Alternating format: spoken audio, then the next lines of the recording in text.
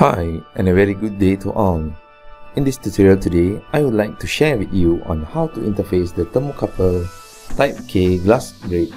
For this, you will need a MAX6675 K-Thermocouple to digital converter module, and you need to connect this to the K-type thermocouple as I am showing in the video now. That is the K-type thermocouple glass graded, and you will need a ESP8266, so Wi-Fi group Wi-Fi, a UnoX, a SparkFun SerLCD, and a 4-channel logic level shifter. For the beginning, after uploading the code, I would like to test the thermocouple by using my finger. When touching it, you can see the temperature changes. And next, I'm testing it using the heat gun, whereby I'm touching the end of the glass grate to the heat gun and seeing the value that changes. And so now we are okay. We can see the temperature changes now.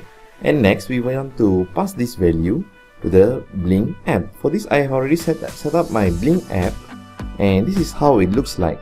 So in here you can see that the temperature gets updated whenever the temperature is getting updated on the LCD as well.